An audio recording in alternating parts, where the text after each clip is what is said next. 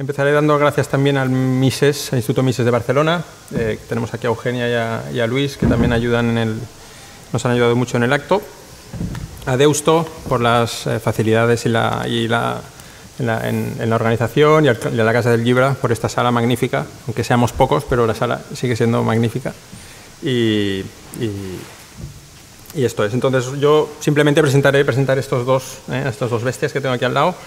A Luis, que es consultor financiero, gestor del fondo Panda Agriculture and Waterfront. ¿Sí? ¿Lo he hecho bien, Luis?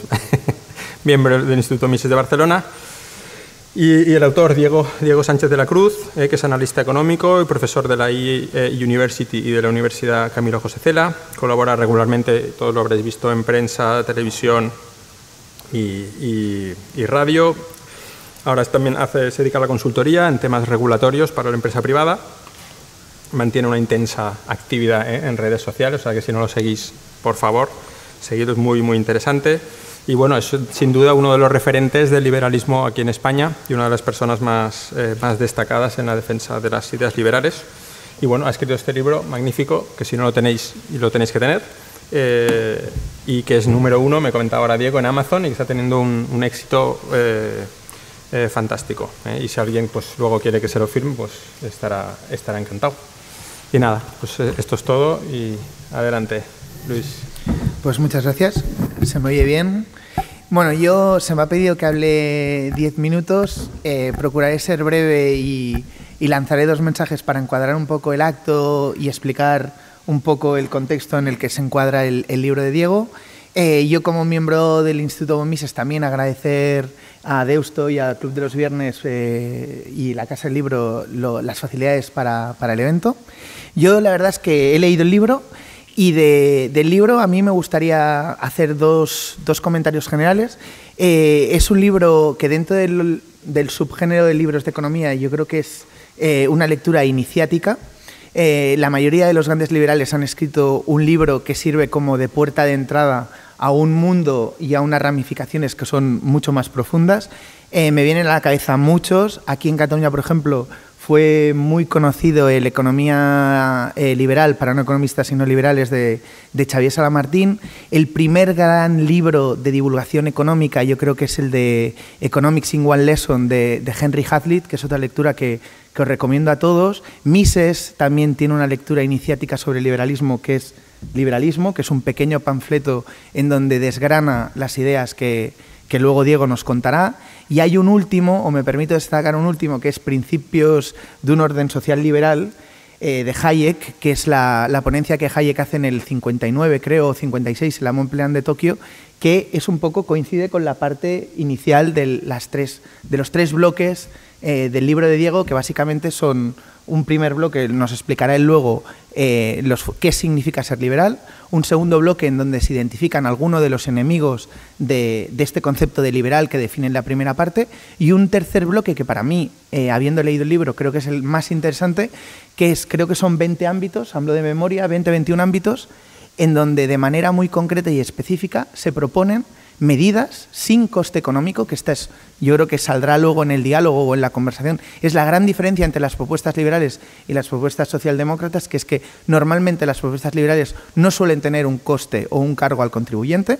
Entonces Diego pues desgrana un poco toda una serie de retahíla de propuestas concretas, ¿no? Entonces yo, antes de darle la palabra a Diego, y ya que la palabra más grande de la portada era liberal, y es una palabra que se usa mucho y no siempre correctamente, pues aprovecharé estos 5 minutos más que me quedan para definir un poco qué es esto del liberalismo y en qué plano se sitúa la lectura de Diego, ¿no? Y me parece especialmente importante, no sé si lo han leído, pero hace poco el que es consejero delegado del New York Times ha escrito un ensayo que humildemente para mí no vale la pena, pero la tesis no está mal, se llama Sin palabras, y básicamente viene a decir que una parte importante de la crisis deriva de que cada vez más las palabras y su significado parece que se vayan separando, ¿no? Parece que las palabras van por un lado y los significados van por otro, y por eso también parte, entre comillas, la empanada general o el desnortamiento general que a veces se percibe desde la mass media o de la política en general, ¿no? Entonces, yo creo que el liberalismo a veces nos olvidamos, pero parte de una visión antropológica del hombre muy clara, sintetizada en dos grandes libros. Uno es La teoría de los sentimientos morales de Adam Smith y la otra son ensayos sobre la naturaleza del hombre de David Hume, en donde se describe al hombre como un ser moral, que quiere decir que las personas necesitamos, al igual que necesitamos respirar o beber agua, necesitamos tener códigos éticos que guíen nuestra conducta y nos separen lo que está bien y lo que está mal. Y eso, además, ahora, estudios recientes han demostrado que es una necesidad fisiológica, que está al margen del proceso de culturización. Dentro de esta antropología hay una idea muy clara, y es que surge la idea de propiedad como elemento esencial para la supervivencia del propio hombre. El concepto de propiedad, que sale de manera muy tangencial en el libro de Diego y sintetiza mucho, a veces nos olvidamos, pero la propiedad empieza con la propia vida y simplemente es una conveniencia entre los humanos que tenemos. Yo no te mato a ti y tú no me matas a mí. Yo no te robo a ti y tú no me robas a mí. Tú respetas mi tierra y yo respeto la tuya. Tú respetas los frutos de mi trabajo y yo respeto los frutos de los tuyos. Y en ese segundo plano surge el tercero, que es cómo buscamos instituciones para salvaguardar la propiedad. Y de ahí surge la institución, o una institución vital, como es la separación de poderes, el rule of law, la igualdad ante la ley y toda una serie de cosas que, si llego a este punto, es porque básicamente el libro de Diego, pese a que contiene algunos elementos de carga de profundidad filosófica y, digamos, explora las raíces del liberalismo, sobre todo es un libro que se sitúa en el plano práctico, en el plano de decir, oye, una vez entendido cuál es el credo de esta filosofía liberal, que es una idea muy sofisticada, y si es complicado ser liberal, especialmente porque esta sofisticación exige integridad, y entonces Diego, en ese plano, digamos, más de las políticas prácticas, desarrolla cómo en el mundo de hoy y en el escenario actual, qué debemos o qué podemos hacer para aproximarnos. Sabemos que la verdad es inalcanzable, pero sí que uno se puede aproximar más o menos. Y en eso yo creo que con estos elementos espero haberos al menos abierto el apetito por la lectura del libro de Diego, que ya digo, se enmarca dentro de lo que es una lectura iniciática para cualquiera que sea no únicamente lego en el mundo o en la materia de las ideas, sino también en la materia económica, y que la parte más interesante, aparte de lo que he dicho del torrente de propuestas, es que el libro va acompañado de una montaña de datos. Yo creo que ahí hay buceen ustedes mismos en el libro, pero hay un montón de materia prima para incluso, pues, de las cuestiones que ustedes puedan tener más interés, pues investigar más en profundidad. Y luego supongo que en el tiempo de coloquio hasta 501 o 524 pies de página, que es síntoma de que es un libro bien trabajado. Y sin más, nada, daría la palabra a Diego, felicitarle por su libro y nada, y bienvenido a Barcelona también. Muchas gracias. Benvinguts a la presentación de Por qué soy liberal. Voy a acudir al Club dels Divendres, al Instituto Font Mises y a la Casa del Libre. Y el resto lo voy a hacer en español, pero quería empezar en catalán. Me encanta esta ciudad, me da una tremenda alegría estar aquí. Soy un gran amigo de Luis, me da una alegría también tremenda encontrarme a Eugenia y medio, no sabía que estabas embarazada. Y bueno, sobre todo muchas gracias a todos los que habéis tenido a bien acompañarnos hoy. Por supuesto a Jordi, a Gonzalo, al Club de los Viernes, por el trabajo que hace como organización en distintas ciudades de España. Está presente en Barcelona, pero también en muchos otros rincones de la península ibérica. El otro día estuvimos en Gijón, por ejemplo, también una casa del libro. Y bueno, son bastantes presentaciones las que hemos organizado para el lanzamiento de este libro, que felizmente está teniendo buena acogida, que se llama ¿Por qué soy liberal? Y que, como plantea Luis, está a caballo entre, por un lado, una introducción a los principios del mercado, del liberalismo, principalmente económico, también político y social, y por otro lado, enfocado en el campo de la propuesta, por aquello de que los liberales muchas veces nos quedamos, me incluyo, en las nubes, en el terreno de las ideas, pero luego lo que nos apetece es que se apliquen nuestras medidas, aunque sea incluso a veces de manera imperfecta, pero que estos principios, que estas ideas se vayan traduciendo poco a poco en materia de acción política. Y yo creo que una de las ventajas que tiene el libro, aparte de que es bastante exhaustivo en cuanto a los datos, pues no me había parado a pensar, la verdad, el número de pies de página, pero sí, son más de 500, ¿no? y en cuanto a las gráficas, recuerdo una llamada de mi editor, Roger Domingo, que me comentó que quitase gráficas, que eran demasiadas, ¿no? Entonces que me pasé, pero bueno, más vale pasarse que quedarse corto. Hoy he tenido una experiencia de vuelo un tanto molesta porque me he quedado atrapado en el avión, por algún problema técnico no podía despegar. Y me ha dado por ponerme a escribir un texto para la presentación que, si me permite, les voy a leer a continuación. La idea central dentro de no solo este trabajo, sino todo mi trabajo en el ámbito de las ideas, parte de una idea fuerza, y es que la fuente de nuestro progreso y de nuestro bienestar es la economía de mercado. ¿Cómo hemos llegado a ese estadio? ¿Cómo hemos llegado a ese sistema? ¿O cuál ha sido el camino que hemos recorrido hasta llegar a este punto en la historia del pensamiento económico, del pensamiento político, incluso de las doctrinas sociales? Bueno, depende a quién le preguntemos, vas a obtener una respuesta muy distinta. Yo he pensado en, por ejemplo, se me ocurría hoy la monumental obra de Deirdre McCloskey, 3 auténticos ladrillos dedicados a estudiar ¿por qué hemos llegado a una economía de mercado? Y lo que ella plantea es que este es el estadio último al que se llega cuando una sociedad se reconoce el valor social que tienen las tareas coordinadas de manera espontánea, no planificadas. Descoordinadas diría alguno que aspira a planificarlas, claro, pero esas tareas descentralizadas que hacen a diario los emprendedores, las empresas, los innovadores. Pero sobre todo también McCloskey insiste en que siempre ha habido una parte de la sociedad intentando innovar, intentando emprender, siempre ha existido esa fuerza o ese pulso competitivo. Lo que no ha existido siempre, necesariamente, de hecho ha sido escaso a lo largo de la historia, es la aceptación de la desigualdad que eso pueda crear, la aceptación del éxito ajeno, la tolerancia del éxito ajeno, la tolerancia de todo lo que supone que en un contexto de mercado, evidentemente, aunque el progreso, entiendo que es generalizado, puede generar mayores niveles o menores niveles de progreso dependiendo de las distintas ofertas y propuestas de valor que llevemos al mercado.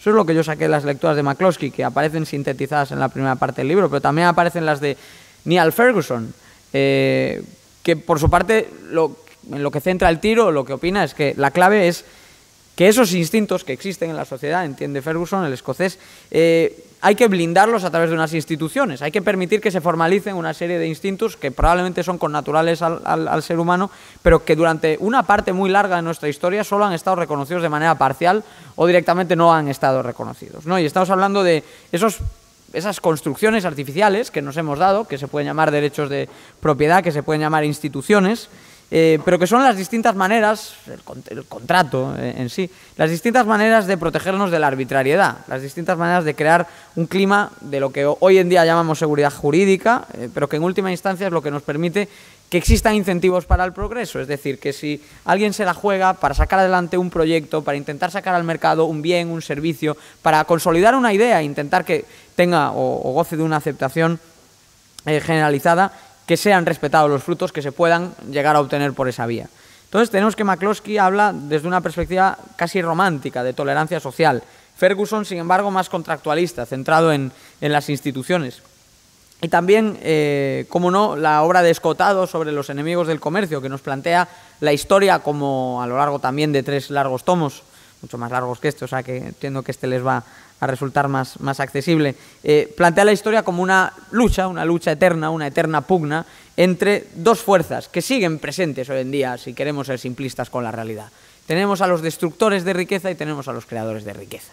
Y evidentemente nada es blanco y negro, hay muchísimos grises en esa definición, pero al final del día hay una serie de fuerzas que están intentando tirar para adelante los procesos de mercado, que no van contra nadie, simplemente que intentan mejorar lo que ya existe. Lo vimos ayer en el sector del transporte con las vergonzosas protestas violentas incluso que vimos aquí en Barcelona, las tuvimos en Madrid y en distintas ciudades. Y evidentemente lo que representa eso es la destrucción de riqueza, en este caso ni siquiera por la vía del Estado, por la vía de sectores evidentemente protegidos, regulados, ultrarregulados, favorecidos, pero sectores que ejercen como agentes privados y que se levantan frente a otros agentes privados, léase Uber, léase Cabify, que son una eterna normalidad. Me gusta contar anécdotas, Luis, y Luis cogió el primer Uber de su vida, lo cogió conmigo, ¿no? Para desplazarnos por Miami hace medio año en la Montpelleran Society, y no me resisto a comentar que con nosotros estaba Javier Fernández Laschetti, y tuvimos una agradable conversación en la playa, aquella a la que llegamos pues por una fracción del coste que tiene el transporte regulado y oficialista que viene siendo el taxi. Pero claro, es que si multiplicamos esa pequeña anécdota que hemos compartido Luis y yo a todo un sector que a diario traza desplazamientos de trabajadores de todos los niveles de renta, a menudo personas de clase media, media baja incluso, muchos jóvenes que no pueden permitirse un coche y que tienen que recurrir al transporte público y que cada vez que tienen que ir al taxi les toca estar mirando la cartera, todo eso estaba representado ayer en la lucha, en la batalla campal que se libró en las calles de Barcelona, y que al final plantean una vez más lo que ha sido una constante a lo largo de la historia, una lucha, una batalla en la que, insisto, de manera muy simplista identificamos a los creadores de riqueza y a los destructores de riqueza. Entonces, por favor, vayamos escogiendo bandos porque, a pesar de los claroscuros, hay dos maneras de concebir, hay dos maneras de participar en el mercado, y me temo que muchos abogan por la segunda. Pero, sea cual sea el camino que hemos recurrido, yo lo que intento plantear en el libro es que, al margen ya de por qué interpretamos que hemos llegado a una economía de mercado más o menos libre, en España sin duda más libre hoy que hace 50 años, mucho menos libre de lo que a muchos nos gustaría, pero hemos llegado a una economía de mercado, esta es la situación que tenemos hoy, hemos ganado, a veces se nos olvida, los que han perdido son los comunistas, el muro que se cayó es el de Berlín, la economía de mercado ya es muy difícil encontrarse más que las fuerzas extremistas y radicales a quien no la acepte. Otra cosa es que aspiren a regularla, encorsetarla y en última instancia se carguen los propios incentivos que conlleva el sistema. Pero sea cual sea el camino que hemos llegado hasta este punto, victorioso entiendo para la economía de mercado, aunque imperfecto, el resultado es lo que más me importa y lo que más me preocupa, porque son los fundamentos filosóficos en los que descansan nuestras ideas los que han permitido que se llegue a la aplicación de una serie de ideas, aunque nunca de manera perfecta o plena, y esa serie de ideas, esa serie de intentonas de pasar de la teoría a la práctica han tenido unas consecuencias. Y, en su contrario, también existen otras doctrinas que son contrarias a la economía de mercado y que también parten de una serie de postulados teóricos que nunca se han aplicado de manera absoluta, pero que también se han aplicado en gran medida en otros países y que han dado lugar a otra serie de consecuencias. Y felizmente para nosotros nuestras consecuencias no tienen nada que ver con las que han generado. Como no tiene nada que ver vivir pues precisamente en Miami que en Cuba, no tiene nada que ver vivir en Corea del Norte que Corea del Sur, no tiene nada que ver vivir en algunas regiones de España y vivir en otras regiones de España, en unas regiones de Europa y en otras regiones de Europa, en un lado del muro de Berlín y en otro lado del muro de Berlín. Por lo tanto, como las ideas tienen consecuencias, yo creo que era el momento de dar un paso más allá y pasar a la práctica, porque me parece que a menudo en el campo liberal hemos cultivado, y yo creo que podemos estar orgullosos de lo bien que se ha estudiado la teoría, pero me parece que faltan libros pragmáticos que estén más ajustados a la realidad y que intenten abordar cuáles son los resultados que tienen nuestras ideas cuando se aplican en mayor o menor medida. Y de eso es lo que me he intentado encargar en Por qué soy liberal. Quiero ir a algunos datos que presento en el libro. En los 1000 años anteriores a la Revolución Industrial, el PIB real per cápita, nos ponemos un poco técnicos por al menos unos minutos, aumentó a un ritmo muy lento, lentísimo. Hablamos de 1000 años, de un milenio entero, 10 siglos, y el aumento del PIB real per cápita, ajustado a inflación, ajustado a poder de compra, apenas crece en $150 a lo largo de 1000 años.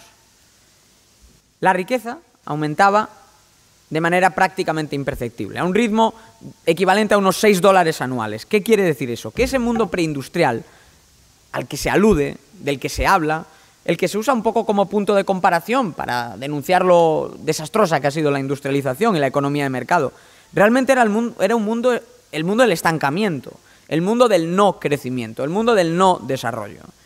Por tomar una comparación, hemos hablado de 1000 años antes de la Revolución Industrial, es decir, de los 1000 años que llegan hasta comienzos del siglo XIX. Hablemos de los 2 siglos siguientes, de cómo hemos llegado a este punto. A lo largo de los 2 últimos siglos, 200 años, 5 veces menos periodo que el que tomamos antes como referencia, hemos pasado de que el ciudadano medio controlase la riqueza equivalente a lo que hoy serían $600, a que el ciudadano medio, en el mundo, evidentemente en España somos más ricos que en otros países, maneje ya no 600, sino $6000. Esto supone que el aumento medio a lo largo de los últimos 200 años ha sido de 30 $30 extra por cada uno de los años de los últimos 200 años, de los 2 últimos siglos. 5 veces más, es decir, se ha multiplicado por 5 la velocidad del crecimiento. Piensen en eso. Multiplicar por 5 la velocidad de su coche, multiplicar por 5 la eficiencia de sus electrodomésticos, multiplicar por 5 su sueldo. De eso estamos hablando, de multiplicar por 5 la calidad de vida, el bienestar, el nivel de vida de los ciudadanos. Esto en cuanto al PIB, pero evidentemente ahora vamos a entrar en otros indicadores. Pero me resisto a pasar a ellos sin antes subrayar que esa aceleración del crecimiento, ese multiplicar por 5 el PIB per cápita en 2 siglos, ese milagro al que aludo, es el de la sociedad burguesa, que es en la que vivimos, que es la que genera riqueza a través del comercio, a través del emprendimiento, a través de la innovación, a través de la seguridad jurídica, en definitiva, de todos los ingredientes de la economía de mercado, de todos los principios del esquema liberal, que en definitiva son una manera de ordenar la cooperación espontánea que se da en la sociedad. No es nada más que eso.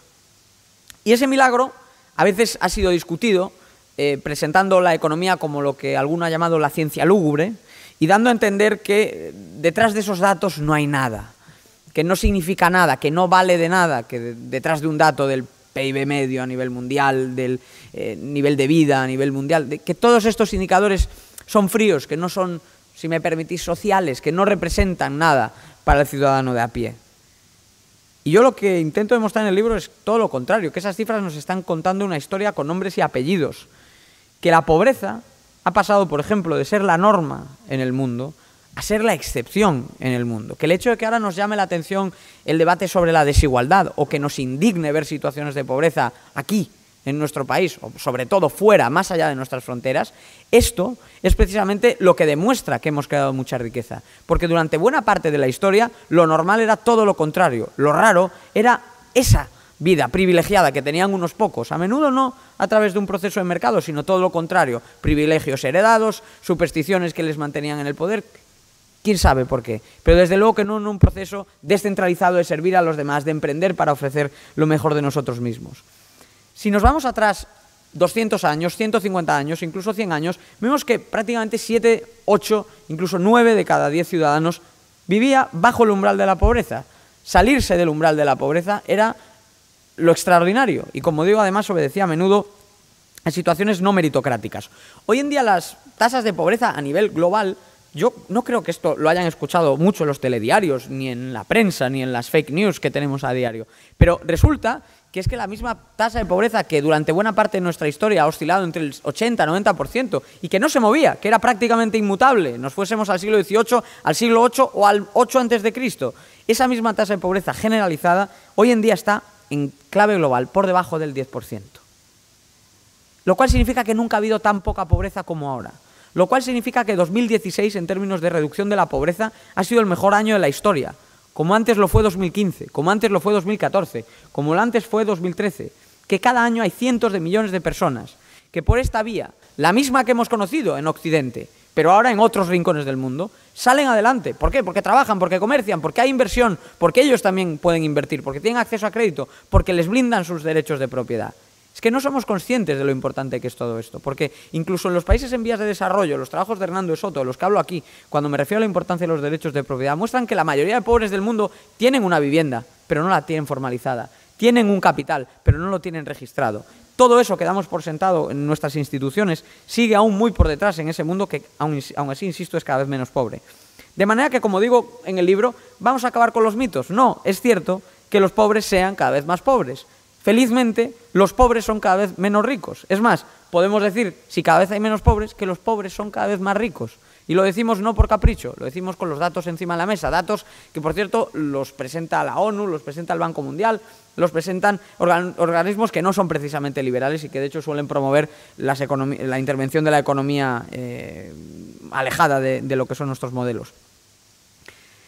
Y de hecho yo creo que el triunfo que supuso la aparición de la clase media en Occidente, eso de lo que estamos tan orgullosos y que de hecho a menudo lo planteamos como un peligro, cada vez que entendemos que puede estar en vías de extinción por distintas razones, es lo mismo que empieza a pasar a lo largo y ancho del globo. Si vemos cómo se distribuye el ingreso en todo el planeta, lo que vemos es que las clases medias van apareciendo con cada vez más fuerza en todo ese mundo emergente que antes era el mundo pobre, el llamado tercer mundo.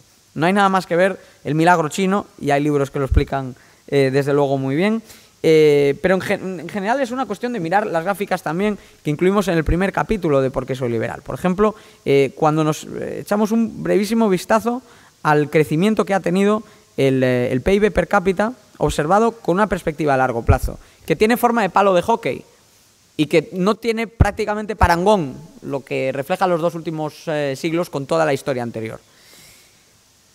Durante buena parte de esa historia, como decíamos antes, no teníamos acceso a esa aceleración del bienestar. Por eso creo que se puede llamar a lo que describe la primera parte del libro revolución del bienestar, porque yo creo que no existe otra forma justa de referirse al salto adelante. Alguno quería dar un gran salto adelante en su día y acabó causando millones de muertos. Esto sí que ha sido un salto adelante y no lo ha planificado nadie. Ha sido el resultado de millones de personas en cada rincón del mundo comerciando, trabajando, esforzándose. Y no hay otra forma de referirse, como digo, a estos 200 años de progreso en los que las ideas liberales, mal que le pese a muchos, han ido siendo aceptadas e implementadas. Primero en Occidente, después en el mundo emergente, a raíz de la caída del comunismo en todas las 6 repúblicas soviéticas, y no existe hoy prácticamente ningún país que no sea mucho más liberal en su economía que hace 50 o 100 años. Y como es evidente, un mundo más rico es también un mundo más abierto, una sociedad más plural. Y eso significa que tenemos más capacidad para experimentar cosas, para vivir en libertad. Y eso, pues por ejemplo, en el campo sanitario nos ha llevado a dejar atrás la superstición, las prácticas arcaicas, los mitos, y a ir un poco probando a ver cómo se podían solucionar las causas de nuestros males, de nuestras dolencias, de nuestras enfermedades. Y ahí lo que hemos visto es que podemos poner en perspectiva las cifras del siguiente modo. Pensemos que desde que el hombre es hombre, desde la evolución del Homo sapiens, hemos conocido 8.000 generaciones. Nosotros, como mucho, conocemos a nuestro abuelo, un poco con suerte al bisabuelo. Es que ha habido 8.000 generaciones antes que nosotros. Y de esas 8.000 generaciones, solo ha habido 8, y de manera más concreta y significativa, 4 de 8.000, que han conocido un aumento de la esperanza de vida a lo largo de su existencia. La norma, insisto, en 7.996 generaciones, y en cada generación estamos hablando de una vida entera, de un padre, de un hijo, lo normal, lo habitual, la norma ha sido que la esperanza de vida se mantuviese constante. Por eso, no hace falta irnos muy atrás en la historia para comprobar que en aquellas civilizaciones de las que tanto conocemos, gracias a la rica cultura que nos dejamos, lo normal era que las personas viviesen 20 o 30 años, como mucho 35. De manera que, pues probablemente Luis y yo, a Jordi no... Yo, por supuesto. Sí, también. Pues ya nos estaría... Jordi estaría ya creando malvas y Luis y yo estaríamos en las últimas. Y hoy vemos que los habitantes del mundo viven, del mundo rico viven 80 años, del resto de rincones del mundo, en África viven ya más de 60 años, en Asia, en América Latina se acercan a los 70 años. Y no es un proceso que se esté deteniendo, al revés. La esperanza de vida sigue aumentando, nos encontramos hasta portadas que plantean qué va a pasar cuando los bebés que nacen hoy vivan 120, 130 años. Y son proyecciones que se quedan una y otra vez cortas, pero siempre a nuestro favor, a favor de un mundo más próspero. Por tanto, vivimos más, pero además es que vivimos mejor, porque el desarrollo se ha acelerado y se ha abaratado. Para que nos hagamos una idea, para tener la esperanza de vida que hoy tienen los países con un nivel de vida similar al de Mozambique, incluso los países más pobres del mundo, como Haití, se estimaba, hace ahora un siglo, que necesitarían tener un PIB cercano al que tienen hoy las economías de ingreso medio.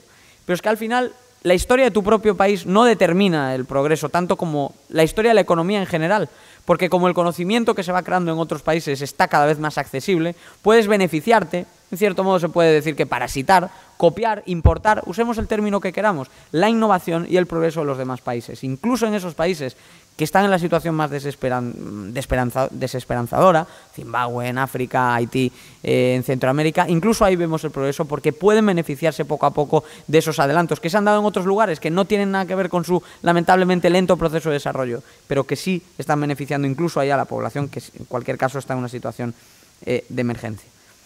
Por tanto, insisto, vivimos más, vivimos mejor y es más barato y más fácil acceder a una vida mejor. Y ese progreso yo creo que no va a detenerse. Seguimos viendo avances sanitarios y medicinales. La incidencia de las enfermedades más graves, yo lo cuantifico aquí. Hablo del cáncer, hablo del SIDA, hablo de la malaria, de decenas de enfermedades. Si medimos los años de vida que perdemos de manera prematura por culpa de estas enfermedades y lo evidentemente comparando en qué momento se produce un fallecimiento ligado a estas dolencias y cuál es la esperanza de vida, es decir, cuánta vida se nos ha escapado de las manos, cuánta vida hemos perdido al morir prematuramente por culpa de estas enfermedades, vemos que en el año 90, hace nada, ahí sí que estábamos vivos, Luis, pues la sociedad perdía 40.000 años de vida de personas, seres queridos, amigos, por culpa de estas enfermedades. Eso que antes eran 40.000 años de vida anualmente perdidos de manera prematura por estas enfermedades, hoy son 25.000, es decir, prácticamente la mitad. La incidencia mortal de todos estos males se ha ido reduciendo de manera vertiginosa y hoy en día es mucho más fácil convivir con ellos, lo vemos con el SIDA, lo vemos con el cáncer, lo vemos con enfermedades muy duras, con las que yo soy optimista, creo que podrá haber nuevos avances, pero incluso ya, solo en estos últimos 25, cómo evitar el reconocer ese progreso. Y en el libro explico un poco más esta serie de avances. Pero como todo eso supone menos mortalidad infantil y muchas más décadas de vida, la población ha crecido y ha crecido de manera espectacular, ¿cómo negarlo? Pero resulta que ese boom demográfico, que tanto le preocupa a algunos, en realidad es pasajero. Te miras la pirámide de población de las economías emergentes, esas que han visto un tremendo aumento en el número de habitantes de sus países, y lo que te encuentras ahí también es que la pirámide está cada vez más envejecida, que muchos de los países que han crecido tanto, y un ejemplo es China, y también Luis lo conoce muy bien, están poco a poco empezando a convivir con el problema del envejecimiento. Yo he estado hace poco en Brasil asesorando al gobierno para una reforma de pensiones, y allí también tienen un problema con el sistema de jubilación. Parece difícil de creer que puedan estar en ese punto. Es un país aún con más natalidad que España, un país que tendemos a pensar en ello como un país emergente. Nada más lejos de la realidad. También allí la demografía va mostrando una curva decreciente. De manera que no, se equivocaban los maltusianos y sobre todo los neomaltusianos. La población no es que crezca demasiado, es que si acaso vamos a tener un problema con la población es que está empezando a decrecer. Y si creen que esta idea es exótica, piensen en lo que ya está pasando aquí y luego imaginen lo que va a pasar cuando estas estructuras demográficas se vayan reproduciendo. Yo aquí lo que planteo es que en aproximadamente un siglo, ahí sí que no vamos a estar para contarlo, pero sí se van a ver ya las cifras del decrecimiento a nivel global, pero es que aquí ya las estamos viendo. Aquí sabemos que en la península ibérica va a haber 10 millones menos de habitantes a lo largo de las próximas décadas como consecuencia del envejecimiento de España y de Portugal. El libro intenta tocar todas estas cuestiones, pero sobre todo, como estoy intentando hacer aquí hoy, sin complejos, adentrándose en los ingredientes del progreso socioeconómico que ha supuesto la adopción de la economía de mercado, porque este es un libro optimista y además es un libro pragmático, que defiende el mercado sin ningún tipo de cortapisas, tomando como propia la bandera del bienestar, que a menudo quieren arrogarse los socialistas y los populistas, y explicando que precisamente ese bienestar, la mejor manera de garantizarlo es a través de estas ideas.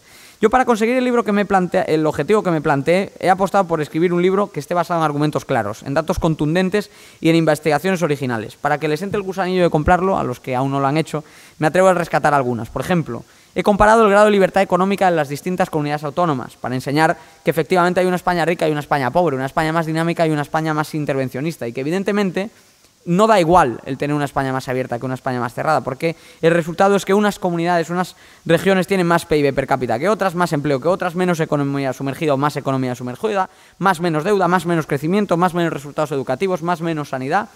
Aquí viene todo demostrado, aquí viene todo comparado por niveles de libertad económica y de hecho las conclusiones vuelven a ser favorables. Son los territorios que más se abren a la libertad los que obtienen mejores resultados sociales. También otro ejemplo, he estudiado el auge de la extrema derecha y de la extrema izquierda en el viejo continente. He intentado traer este libro los resultados de un trabajo de campo que yo ya más de un año haciendo con un think tank sueco, Timbro, y que lo que nos permiten es entender por qué está subiendo de esta manera el populismo autoritario, cómo ha evolucionado el voto a la izquierda radical, cómo ha evolucionado el voto a la derecha radical y por qué debe preocuparnos, en definitiva, pues por la sencilla razón de que a fin de cuentas el programa económico de Marine Le Pen no se asemeja mucho al programa económico de Ada Colau y eso siempre lo tenemos que tener muy en cuenta. Más ejemplos. También he medido, por ejemplo, el grado de aceptación social de la economía de mercado. Creo que esta es una pregunta que yo me he hecho muchas veces. ¿Podemos tener capitalismo sin capitalistas? A mí me preocupa a menudo que en el sentir de la sociedad, en Cataluña, en España, lo que nos encontramos es un predominio demasiado fuerte de posiciones extremistas, rupturistas, radicales, que están dirigiendo todos sus argumentos al corazón de la economía de mercado. Y lo que he hecho es comparar el grado de aceptación o de rechazo social a distintas preguntas, es decir, cómo ve la gente la globalización, cómo ve la gente los derechos de propiedad, cómo ve la gente que en el mercado se pueda generar desigualdad, y luego comparado a nivel europeo valiéndome de distintas encuestas que yo creo que van a sorprenderles. Y por otro lado, También he tomado los datos de la desigualdad, ese tema que tanto le preocupa a la izquierda, y lo que he intentado es demostrar con datos las falacias argumentales, las falacias estadísticas en las que incurre Piketty, y también la falacia del argumento de toda la Iglesia igualitarista, que desde luego que va por muy mal camino. Y, por supuesto, también, por ampliar el campo, me preguntaba una persona, se me ha olvidado, Salvador creo que se llama, me preguntaba, mientras le firmaba el libro, no ha sido Salvador, ha sido Francesc. Francesc me ha preguntado antes de la conferencia que cómo podemos hacer para que en el ámbito político haya más o menos reformas liberales. Bueno, una de las cosas que yo he hecho es medir aquí la probabilidad de que un gobierno salga reelegido dependiendo de si aplica reformas liberales o no. Yo creo que es una comparativa muy interesante que nos permite ver cómo evolucionan las cosas cuando es la izquierda la que liberaliza o cuando es la derecha la que liberaliza. Parece que no es lo mismo políticamente que lo hagan unos o que lo hagan otros. A veces tiene mejor resultado, a veces tiene peor resultado. Y entonces yo creo que este es un ejemplo de que hay mucha investigación original en el libro. Y luego ya por cerrar, también he incorporado un bloque bastante extenso al que se refería Luis y que hoy hemos comentado también con Jordi, que está dedicado a hacer propuestas realistas con las que yo a lo que aspiro es a demostrar que las ideas liberales evidentemente se pueden defender desde una sana utopía, pero que también se pueden plantear de una manera pragmática y realista, porque a mí me preocupa que se apliquen hoy. No quiero jugar a una batalla de largo plazo y pensar que mañana quizá alguien las va a aprobar, ¿no? Yo creo que se pueden aprobar hoy y como constato que se pueden aprobar hoy, lo que hago es demostrar qué recetas o qué respuestas liberales podemos ofrecer en campos muy variados. Sanidad, educación, pensiones, reforma de las administraciones públicas, pero incluso también en los ámbitos cotidianos. Yo me dedico a estudiar, por ejemplo, hago consultoría de regulación y, por lo tanto, cuáles son las trabas con las que se enfrentan las empresas. Incluso por salirnos un poco de los temas habituales, además de hablar de impuestos y los temas que seguro que ustedes esperan y que se van a encontrar además en profundidad, también les adelanto que hay, por ejemplo, un estudio que mide la facilidad para comer, beber o fumar en Europa, intentando demostrar que los excesos del paternalismo regulatorio van más allá de lo que es nuestros hábitos como empresarios o trabajadores, sino que también aplican a nuestros hábitos personales, nuestros hábitos de consumo. En definitiva, la tercera parte del libro es un manifiesto listo para aplicar y que lo que puede conseguir o lo que aspira a conseguir es que España se convierta en una de las economías más libres de Europa y animar también a que los distintos territorios se animen a competir más y a que el modelo liberal vaya calando y el modelo socialista, que es el de la pobreza, vaya quedando atrás. Bueno, en definitiva, un amplio catálogo, creo, pensado para que políticos, empresarios, periodistas y sobre todo ustedes, la sociedad civil, entiendan que nuestras ideas pueden aplicarse, que si se aplican mejoran notablemente nuestro nivel de vida y que están basadas en la realidad y lejos de la utopía, son una posibilidad real que nos debería invitar a defender sin complejos el capitalismo como la mejor manera de llevar el bienestar a todos los ciudadanos. Muchas gracias.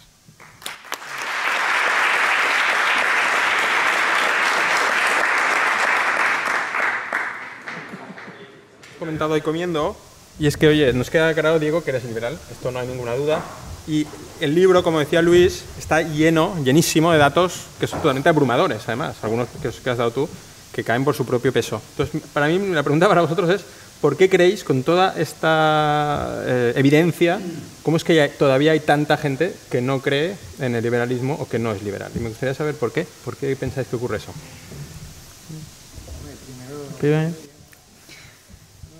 Bueno, lo primero es una cuestión de concepto y hablaba Luis efectivamente de que el término liberal hoy en día puede llegar a significar cualquier cosa, ¿no? Es un espantapájaros también para la izquierda que le sirve para agitarlo cada vez que desea echarle la culpa de algo y además es muy útil echarle la culpa al mercado de todo porque ¿quién es el mercado? Somos todos, pero al mismo tiempo no es nadie. Es un proceso que no está coordinado y que por lo tanto no tiene un portavoz. Bueno, yo espero ser uno de los portavoces del mercado, pero evidentemente en esta tarea individual podemos hacer lo que podemos hacer desde los medios, desde las universidades, etcétera. Yendo un poquito a la cuestión de la problemática del propio término, no creo que sea una cuestión menor.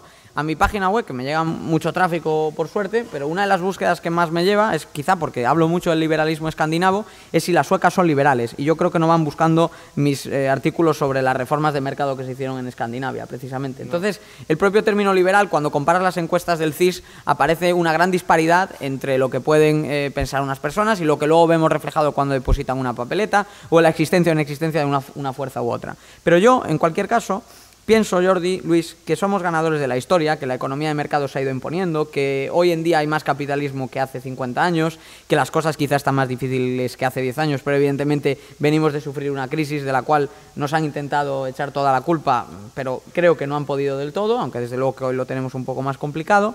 Y sobre todo creo que el liberalismo es ante todo una actitud ante el poder, una actitud ante el Estado, una apuesta por la descentralización del poder, la descentralización de la toma de decisiones, y que por lo tanto eso no casa tan fácilmente con la agenda política. Los incentivos en la democracia son a dar más. De hecho, el populismo en parte es resultado de las coimas, de las promesas insostenibles, imposibles de financiar que han hecho los políticos, los redistribucionistas de todos los partidos, intentando vendernos la idea de que vamos hacia un mundo total y absolutamente seguro, total y absolutamente garantizado, en el que el empleo se puede blindar de una manera cerrada. Y luego, pues porque también queda mucho, pues la verdad queda mucho franquismo económico en España, ¿no? Hemos tenido el propio régimen franquista se vio obligado a abrirse, ¿no? Y de hecho el resultado es total, ¿no? El Jordi Maluquer, ¿no? que es de aquí, yo recurro a él con algunas gráficas que muestran cómo se acelera el crecimiento y la riqueza de España una vez el régimen franquista pues se ve obligado a aceptar que su modelo económico, el autárquico, el intervencionista, el de la planificación, el del estatismo, el del dirigismo, que le estaba quebrando España. De hecho estaba quebrada, intervenida por el FMI ya de facto y prácticamente de jure. Y a raíz de esa apertura se empieza a producir un cambio de tendencia, pero claro, es que luego nos vamos encontrando con que hasta esta crisis han hecho falta 6 millones de parados para que se aplicase una reforma laboral con acento liberal. Hasta ahora lo que hemos tenido es el mismo mercado de trabajo que diseñó en su día Benito Mussolini, que fue el que copiamos en España. Las leyes laborales que le han gustado a la derecha y sobre todo a la izquierda, hasta la derecha parece que ha dejado de creer en ellas a raíz de esta crisis, pero a la izquierda le siguen gustando.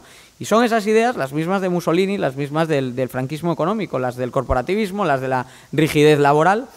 Y ahora lo estamos viendo con el taxi, lo hemos visto con los estibadores. Vemos que efectivamente, si me permitís, españoles, Franco no ha muerto.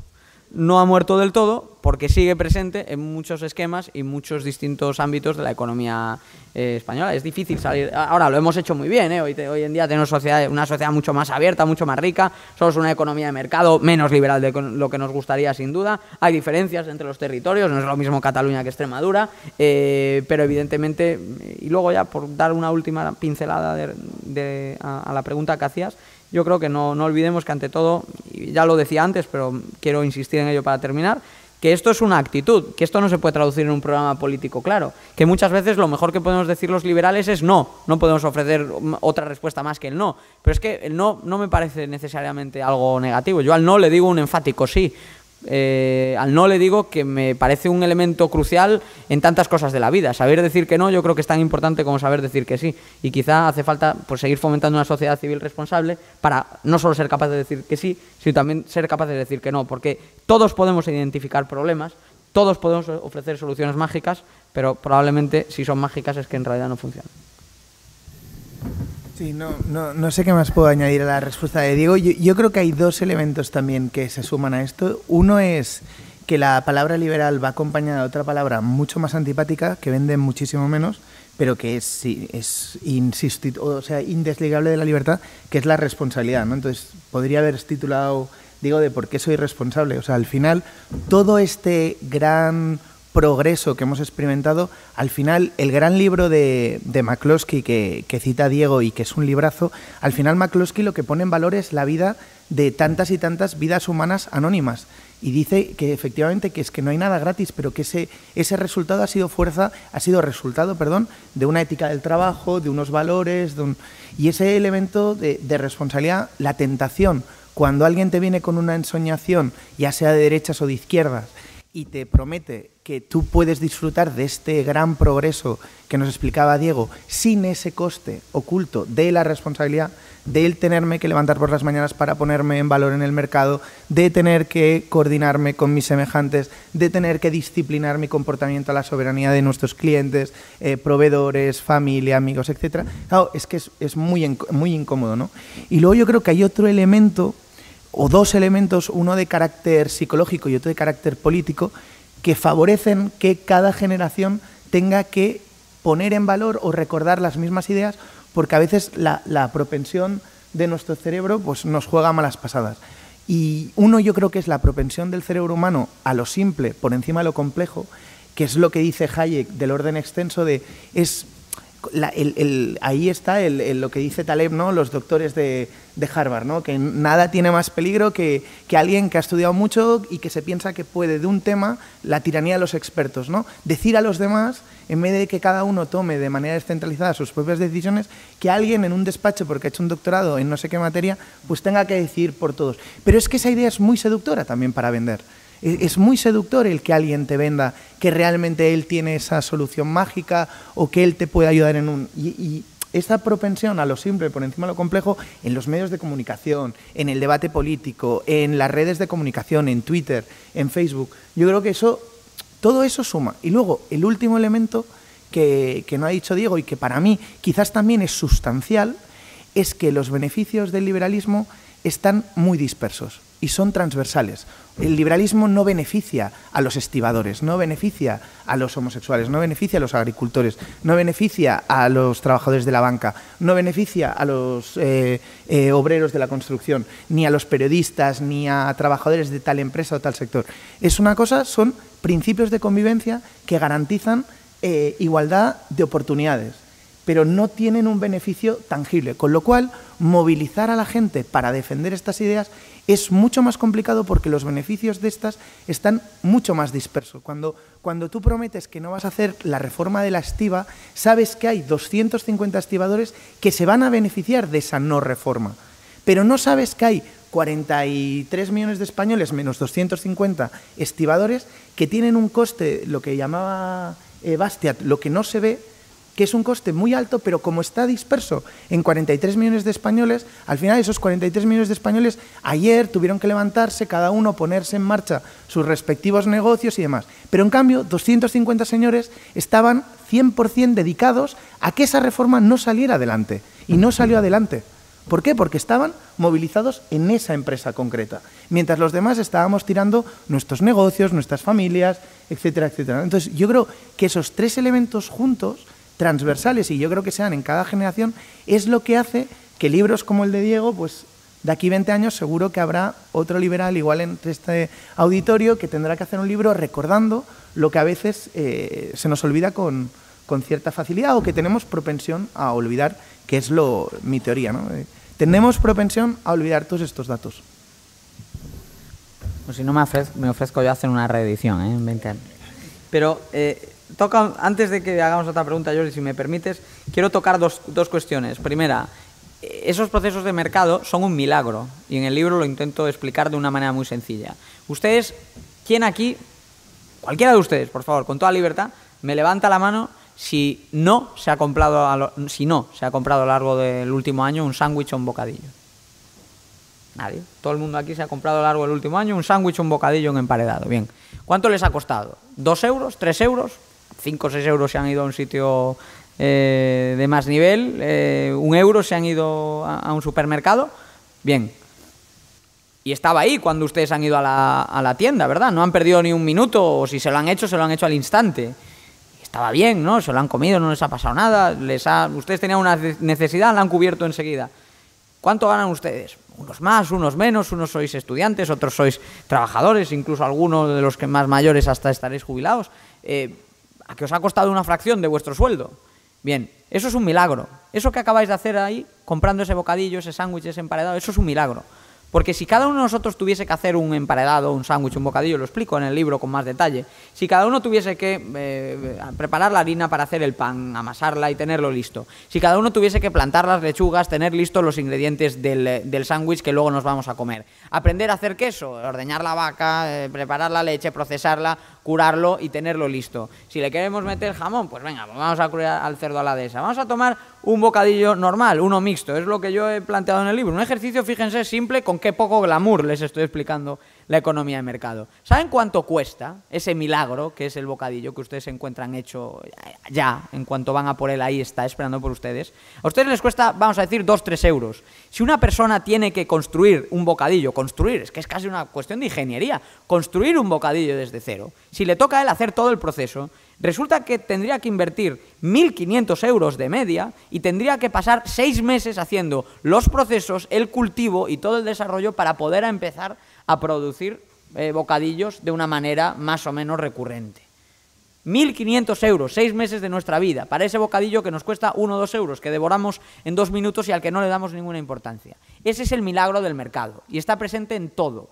En el intercambio de ideas que facilita un libro, en los alimentos que compramos, en la ropa que vestimos, está en todo. Ese es el milagro del mercado. Lo hacen ustedes. Ustedes son los protagonistas del desarrollo. Nadie les lo ha dictado. Al final ningún comité le ha dicho a Luis que se ponga a trabajar en este sector. Nadie le ha dicho a Jordi que se ocupe en este otro. Y nadie me ha encargado a mí que me desarrolle mi carrera profesional por otra vía. Cada uno vamos aportando lo mejor, lo que podemos, lo que nos dejan, lo que intentamos añadirle a la economía de mercado. Y eso es un milagro. Y eso lo tenemos que celebrar porque ese es el triunfo de la sociedad burguesa y quienes hemos ganado nuestro progreso somos nosotros, no nos lo han dado y lo estamos logrando a diario.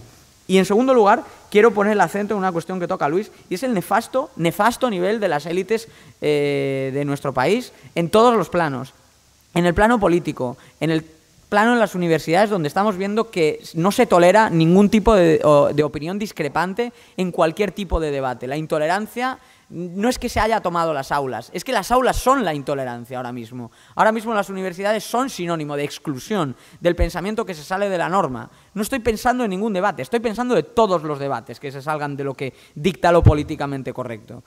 Y como esto, todo lo que nos encontramos en los medios a diario, la calificación, el insulto, el troleo, como se le llama en nuestra generación, el etiquetado, el simplismo del debate, que está en el Parlamento, cuyo nivel no puede ser más bajo. En el libro vais a encontrar las estadísticas de cuántos políticos han trabajado en la empresa. Son una amplia mayoría, eso sí que es minoría absoluta, eso sí que sería un grupo mixto. No tendría representación propia el número de políticos que se han ganado la vida montando una empresa, sacándola ante un proyecto. Y por supuesto, todo mi respeto a funcionarios y a demás profesionales, pero no es una representación de la sociedad que todos los días se levanta y tiene que abrir una persiana y tiene que llegar a final de mes. Entonces también ahí hay otro milagro. Y por eso a veces uno se plantea si todas estas críticas a la televisión basura están tan justificadas, porque sinceramente mejor hace mucha gente viendo telebasura que consumiendo la basura de información que se nos sirve a diario y que lo único que hace es alentar y fomentar una cultura de odio al empresario, de odio al mercado, de odio al prójimo, porque nos estamos odiando a todos cuando rechazamos el mercado, y sobre todo de intolerancia y de corrección política, que es desgraciadamente la tiranía de nuestro siglo y es la que hace que libros como este, a pesar de que está teniendo buena recepción, no vayan a ser presentados en todas las universidades, no vayan a salir en todas las televisiones. Y yo tengo relativamente suerte, me considero un privilegiado, lo publica una casa editorial grande de aquí, estoy de gira por España, he estado de número 1, se está vendiendo bien, pero es que somos muy poquitos los que tenemos esa suerte y ya digo que desde luego hay muchos más enfrente al calor de unas élites de un nivel intelectual desastroso. Muy bien.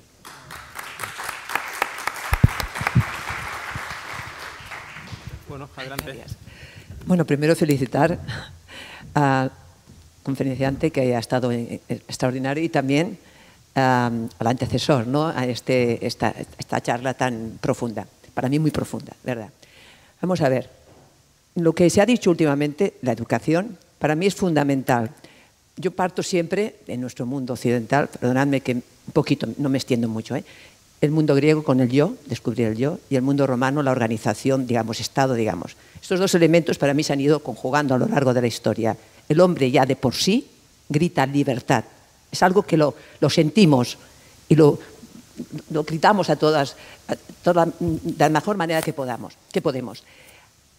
A lo largo de la historia, esos dos elementos, el Estado, la organización y el individuo, se han ido complementando mejor o peor, o uno ha avasallado al otro, depende del desarrollo tecnológico que haya podido tener el hombre a lo largo de... Y cuando ahora, en este momento actual, nos encontramos con un desarrollo importante tecnológico, no nos vale, porque nos encontramos con un parlamento con unos niveles muy bajos, una juventud desastrosamente mal organizada en la escuela, y creo que el liberalismo, si quiere tener éxito, de acuerdo, defender el mercado, me parece muy bien, pero defender el nivel educativo. El hombre, si sabe desarrollar su mente, si está preparado, si está formado, tiene que potenciar el yo y la libertad frente a los poderes del Estado y de los políticos que nos quieren asfixiar y nos quieren dar modelos y que nos encorsetan. Nos quieren embaucar con eso de que una pensión segura, una casa segura, todo segura, aunque sea ínfimo y aunque simplemente pueda salir a tomar un café y nada más. Hay que enseñar, hay que introducir los exámenes, otra vez, las reválidas, hay que introducir los concursos en la escuela, que antes el concurso servía para hacer un acicate, ahora no, porque pobrecitos se traumatizan los niños, si ven que no pueden llegar donde llega el otro. O sea, estas cosas creo que hay que potenciar la educación. Y perdonadme, como profesora veo que es necesario. Hoy día son analfabetos funcionales, no saben lo que es ser libre, no saben lo que es ser responsable, no saben lo que es el éxito, la satisfacción de haber tenido un éxito, de haber conseguido, aunque sea una cosa ínfima. ¿Qué pensáis? ¿Qué pensáis? Lo primero, un aplauso, que se lo ha ganado de sobra. Yo también soy profesor. ¿A ti te preocupa que aumenten la inversión en educación? ¿Te va a solucionar los problemas? ¿O sientes, por ejemplo, que han degradado tu autoridad en el aula, tu libertad para formar? Claro, es que yo luego, por ejemplo, cruzas el gasto en educación con los resultados que da la educación y no te puede salir más plana la gráfica. Es que ni queriendo aposta me sale más así. Y claro, lo que empiezas a plantearte es si efectivamente todo el debate sobre reformas educativas parte de postulados falsos y de la misma forma que deciden sobre el empleo quienes nunca han creado un empleo, deciden sobre la educación quienes nunca han formado a nadie en nada. Y creo que si partimos de esas bases, evidentemente vamos a acabar con un sistema educativo como el que tenemos. También es cierto que a veces me asalta una duda. ¿Y si el sistema educativo funciona muy bien? ¿Y si funciona exactamente para lo que quieren que funcione? Entonces, siempre uno se mueve entre esa dicotomía. Bien, exámenes, mérito, en definitiva, todo lo que sea poner en valor el conocimiento, no puedo estar más de acuerdo. Y también por hacer una pincelada de la preciosa introducción que ha hecho, me permito rescatar, pues se me ocurría el caso, ya que dice usted que la libertad, pues al fin y al cabo es innata. Fíjese si es innata que en la China de Mao, en plena colectivización de la agricultura, en una pequeña aldea se pusieron a privatizar la producción agrícola, firmaron un contrato entre 6 vecinos y acabaron cambiando la historia del mundo, porque ese modelo, el que permitía salirse de la colectivización, lo acabó adoptando Deng Xiaoping y acabó cambiando la historia de China para siempre, sacando a 1.000 millones de la pobreza. Entonces me imagino que tenemos que encontrar a esos 6 agricultores, pero en el sistema educativo, que necesitamos más libertad en las aulas y que además esto trasciende ya la cuestión de si es público, privado o independiente. Creo que ante todo está la cuestión de la independencia y que la mejor manera de fomentarla es la competencia, de manera que cada uno pueda especializarse. Y nos vendría muy bien el darle al contribuyente la libertad de elegir. Eso a lo que le tienen alergia a los políticos, porque les gusta tanto controlar hasta el punto de decirnos que el colegio está bien si está dentro del distrito y está mal si está una calle más afuera. ¿En qué le beneficia eso a un niño? Lo que hay que permitir es eso, la competencia en todos los niveles de la educación y además desde la transparencia, que se puedan consultar los resultados de los exámenes, del mérito, de todo lo que usted propone. Yo creo que ese es el camino. Yo lo propongo en el libro. Me extendería más, pero mi editor me dice siempre que no cuente demasiados detalles porque si no luego no se compra el libro. Sí, que sí.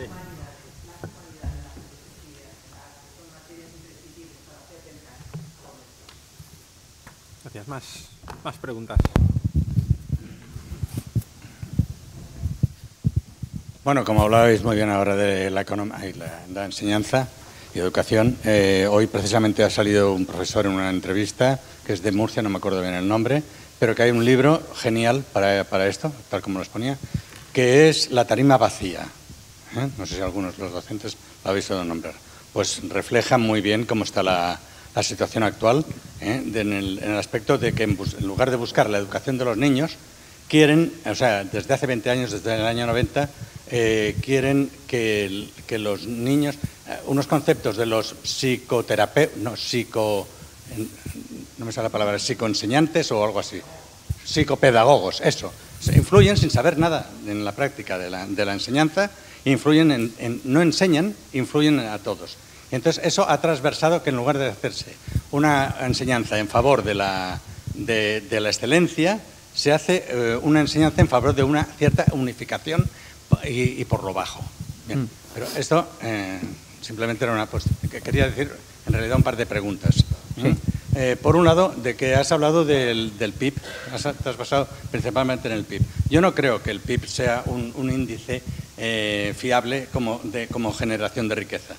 Se acerca, algo indica, pero la generación de riqueza es una cosa muy distinta. Entonces, has dicho también que hablarías de otros parámetros que no fueran el PIB. No creo que no los has nombrado. Y al menos querría salir del puñetero PIB, porque lo único que el PIB para mí es una circulación, un flujo económico. Y no quiere, como hoy en día ocurre en España, por ejemplo, que tenemos una deuda enorme, hay mucho flujo y cada vez estamos más pobres. Entonces, la generación de riqueza son parámetros quizá más importantes. Y después, yo me acuerdo cuando era pequeño que iba al pueblo de mis padres, y era en Guadalajara, y en la sierra, y tal, bien. Y me asombraba porque allí no se tiraba nada. Allí había una autosuficiencia prácticamente en todo, se vendía trigo en el verano y apenas corría el dinero. Allí de basura encontrabas alguna vez una lata de sardinas. Y todo lo demás era consumible o era consumido. Entonces, hemos hablado aquí de como si en los países pobres, etcétera, etcétera, hubiera un gran desarrollo económico. No lo veo exactamente así. Veo que hay un mayor desarrollo de flujos económicos, con lo cual un mayor consumismo. Sin embargo, se están perdiendo otros valores, valores económicos, humanos y de supervivencia. Entonces, llegamos a la conclusión de que si esto peta, resulta que nos vamos a encontrar con que no tenemos recursos, no tenemos ni siquiera azadas para podernos ganar la vida. Entonces, tenemos que tener en cuenta no solamente estos desarrollos macroeconómicos, sino también la capacidad de subsistencia, sobre todo en caso de crisis, de lo que es el pueblo. A ver qué puedes exponer sobre esto, de la diferencia entre la autosuficiencia y el gran comercio. Bien. Bueno, has tocado temas muy interesantes. Lo primero, déjame decirte que estuve no hace mucho en Panamá con Mark Skousen. Él ha propuesto el estudio no del Producto Interior Bruto, sino del Producto Bruto, que incorpora por fin todo el gasto, toda la inversión, todos los flujos intermedios que permite la producción. Y desde luego que es un indicador muy útil porque nos permite entender mejor cuáles son los componentes del mercado. Si tú miras PIB, que al final viene siendo muy resumidamente consumo final, llevas a una sobrevaloración brutal del rol del Estado. Te crees que el Estado puede ser el 40-50% de la economía, pero desde luego que somos conscientes de que eso no refleja cuáles son las fuerzas productivas, cuál es el verdadero orden de cosas. Cuando tú lo mides según Producto Bruto, según un Gross Output, que es lo que propuso Mark Skousen, y ya le están haciendo caso a las oficinas estadísticas, que ya publican ambos indicadores, y por cierto ha sido un buen predictor de la última crisis, porque la caída del PIB fue del 5% aproximadamente, pero es que la caída del Producto Bruto fue mucho mayor y realmente refleja hasta qué punto se pararon las fábricas, se pararon los comercios, se paró el consumo, se cayó el ahorro, se cayó la inversión, se cayó todos los verdaderos fundamentos de progreso. Al final ahí lo que ves es que la importancia del Estado pasa a ser entre 2 y 3 veces menor de lo que le atribuye el PIB. Y esto es fundamental para entender la economía. Yo es un concepto, el de gross output, que no está en el libro cuestionado el PIB per se, sino que está complementado con otros indicadores.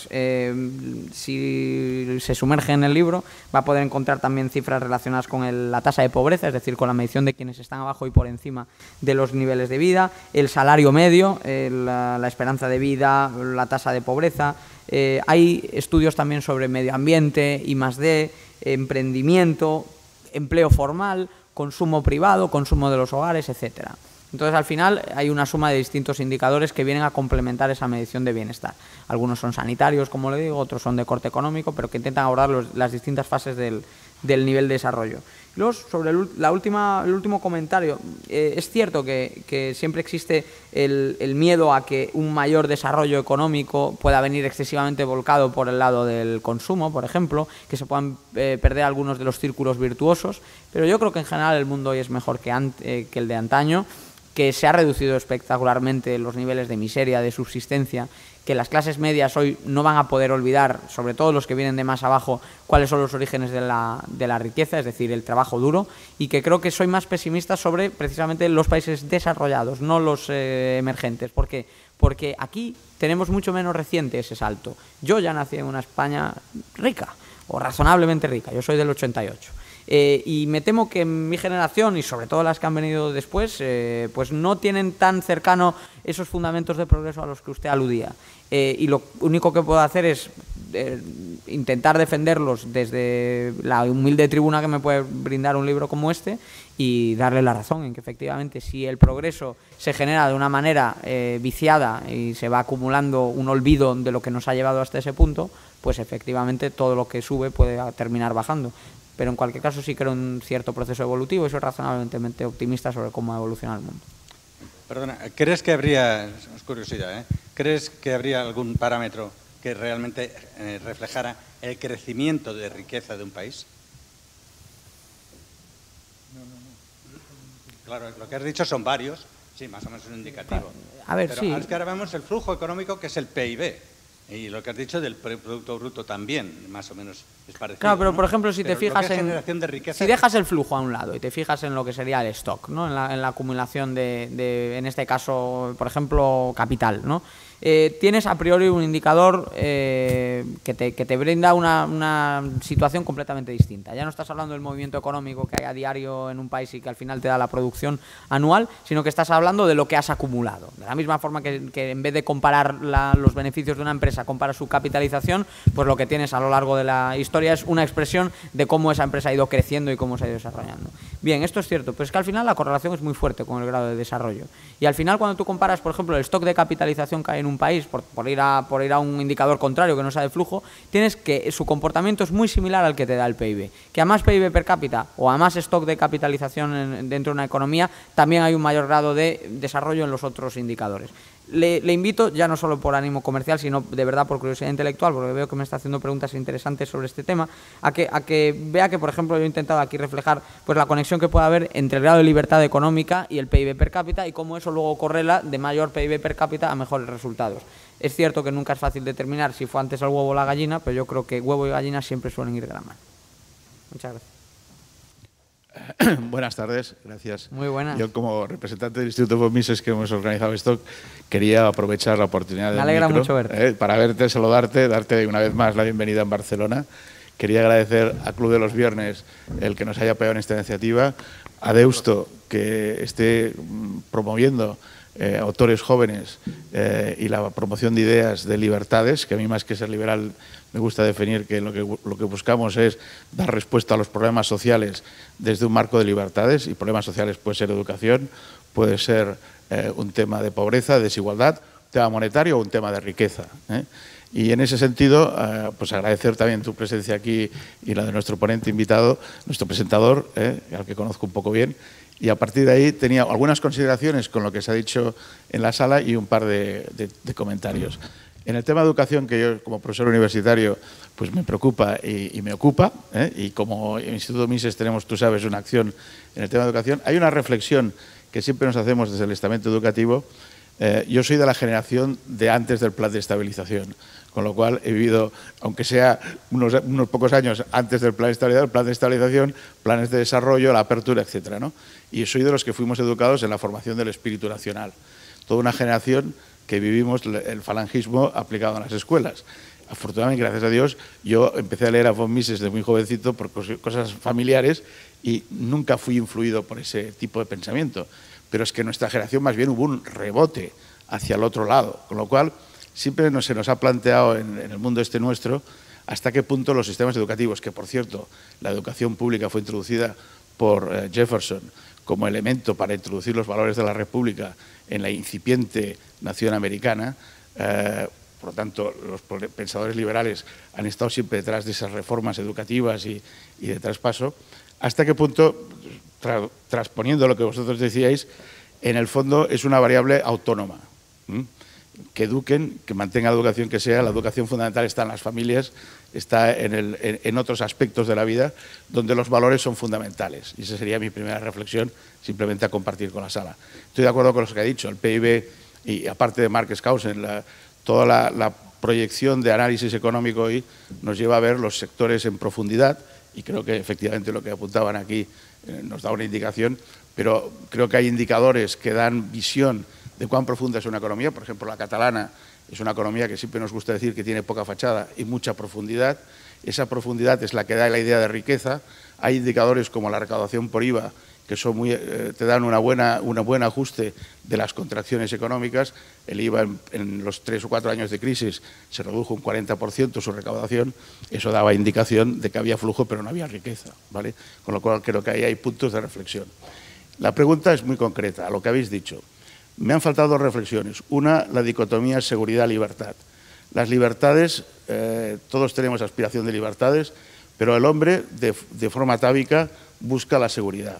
Y os pregunto hasta qué punto esa dicotomía libertad-seguridad no es la que explica que, a pesar del crecimiento económico que hemos tenido en China y que buscaríamos a esos 6 granjeros, esos 6 granjeros, cuando consiguen un nivel económico, lo que buscan es seguridad. Y empiezan a promover un espíritu de búsqueda de seguridad. Y para mí ese es un punto que me gustaría saber cómo lo veis.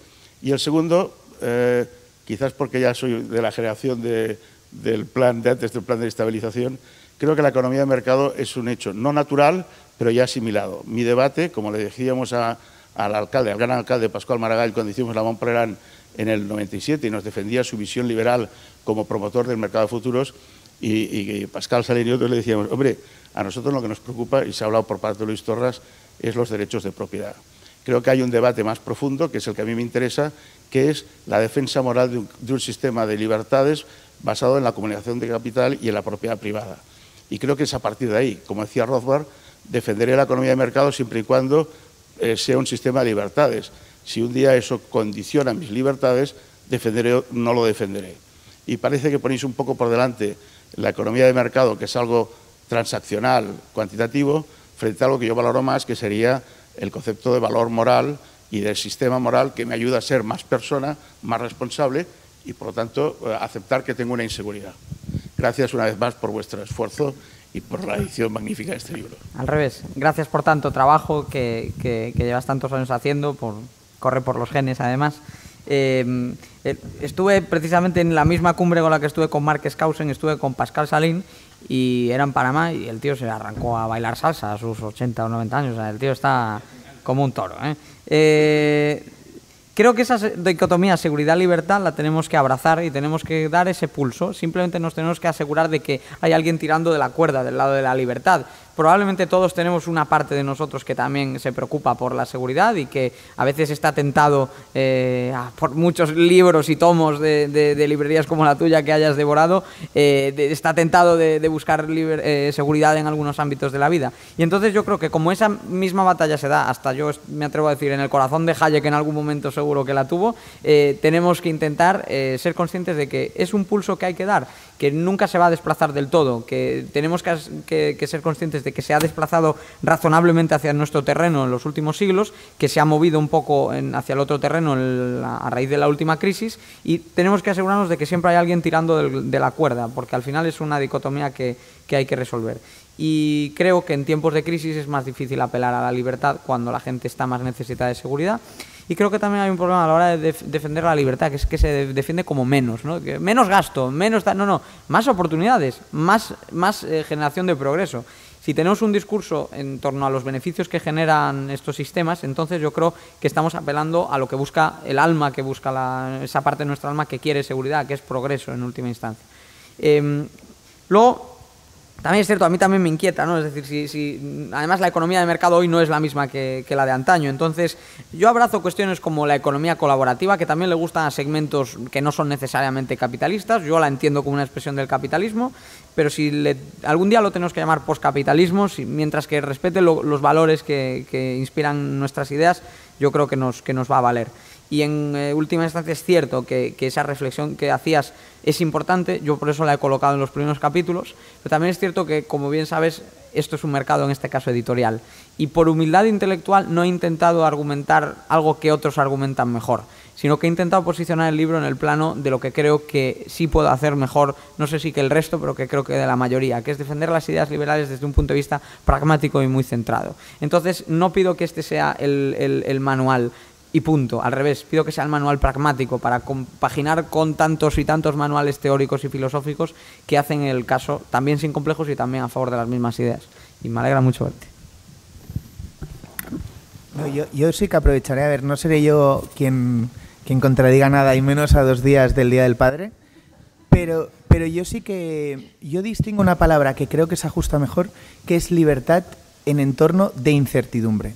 Yo no creo tanto que haya una dicotomía como que no se ha explicado bien de que la acción humana se desarrolla en un entorno incierto, y yo creo que el problema o un problema es que estamos en cambio de rasante, en tanto en cuanto yo creo que, además de la crisis de ciclo corto de política monetaria que vivimos en 2008, yo creo que hay una crisis de ciclo largo, de deuda, de crédito, que arranca en el 47, que hay gente que dice que arranca en el 71, en donde cada vez que hemos tenido que hacer frente a una incertidumbre incómoda, hemos acudido al crédito como burbuja balsámica para asegurar esa seguridad o fingir que las cosas no cambiaban o que no había que ajustar comportamientos, conductas, cambiar políticas, hacer reformas, etc. Entonces, nos hemos ahorrado la medicina durante 30 años y ahora hay que explicar a la gente de que no existen trabajos a 30 años porque no hay consumidores que tengan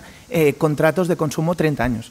Entonces, muchas veces decimos, no, es que deberíamos, lo mismo de los estibadores o cualquier caso, ¿no? Es decir, contratos a 30 años, ya, pero ¿cuántos de ustedes estarían hoy dispuestos a firmar un contrato comprometiéndose a consumir a tal empresa a tal precio durante los próximos 30 años? Entonces, como eso no es posible, hay que empezar a... Y ese para mí es un punto. Y luego sí que es verdad que ha salido lo del tema de la moral, de la pregunta. Yo creo que ahí... A veces el libro de Diego yo creo que también lo explica más en la primera parte, pero nosotros no somos liberales porque crezca el PIB, ni somos liberales porque genere más progreso. Eso es un poco la feliz coincidencia, pero yo creo que la elección es una elección moral. Al final de lo que se trata es defender unos principios porque creemos que son los más justos y los moralmente más deseables. Si encima eso genera un progreso, sí que es verdad que la medición del PIB además tiene un sesgo que se le llama o se asocia falsamente al capitalismo, que es la partida de gasto público y de consumo, que son dos partidas genuinamente, podrías decir, antiliberales. Al final, el prototipo de una sociedad capitalista de verdad no es una sociedad que tenga por qué consumir, es una sociedad que va acumulando capital. Y precisamente la crisis ha sido una crisis de deuda.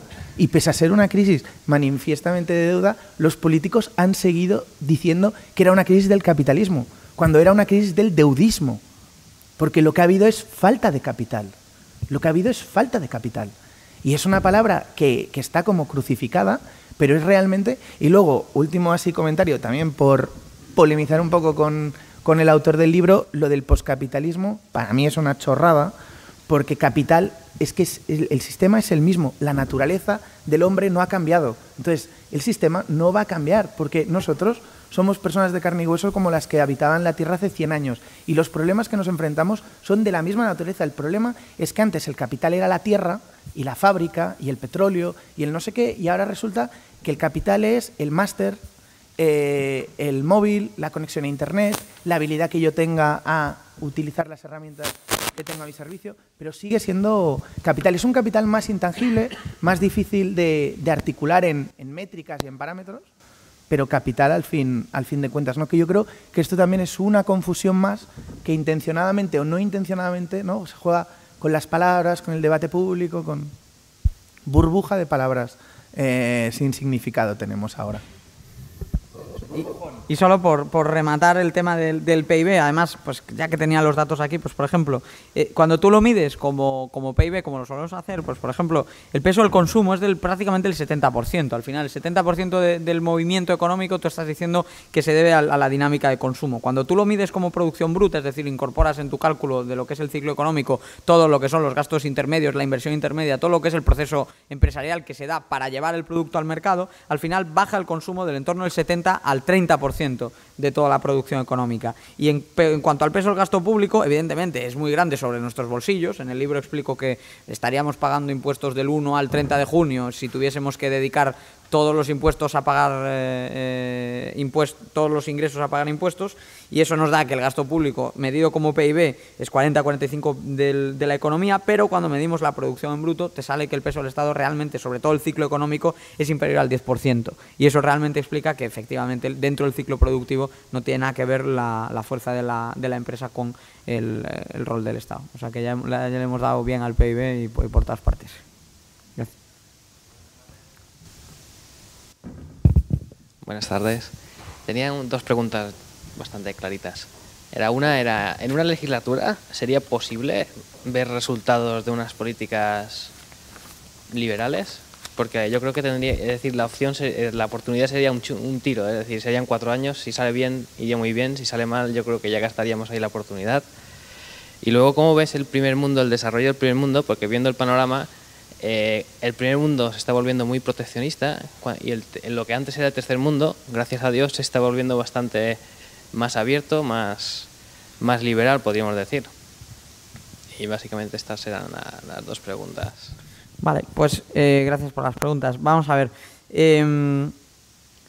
Tarda tiempo, evidentemente, en cuajar cualquier reforma liberal. Unas son más sencillas de aceptar que otras. Por ejemplo, Madrid liberalizó sus horarios comerciales y creó empleo prácticamente de un año para otro. Pero, sin embargo, la reforma laboral que se aplicó en 2012, probablemente lo más salvable de la anterior legislatura, tardó 2 años en arrojar resultados en términos de creación de empleo, y para esas alturas ya has perdido media legislatura. Pero yo sí creo que razonablemente se pueden aplicar medidas liberales y en un corto plazo obtener ciertos resultados que te pueden de hecho respaldar.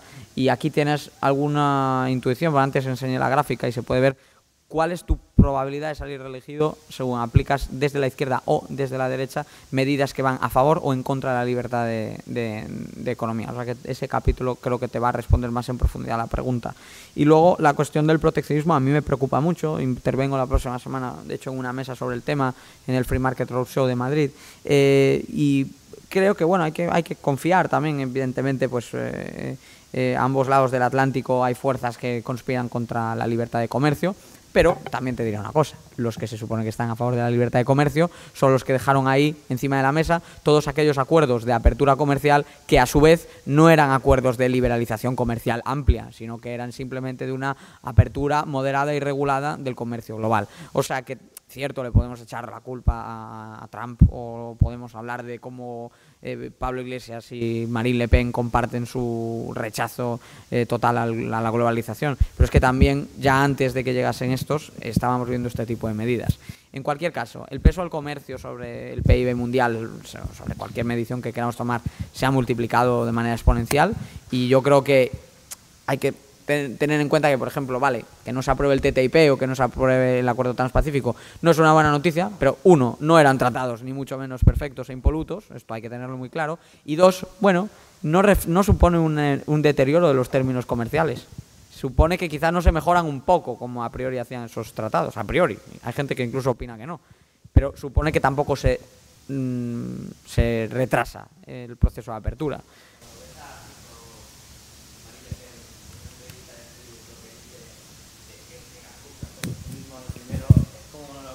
Lo que decíamos por aquí, que era tipo primers de casa, ¿no? Es decir, primero los de casa, que es como volver a la aldea, en mi opinión. Ostras, a mí me hace pensar, porque es un paso ya, ahí sí que vas a perder, sí que estás perdiendo libertad de mercado.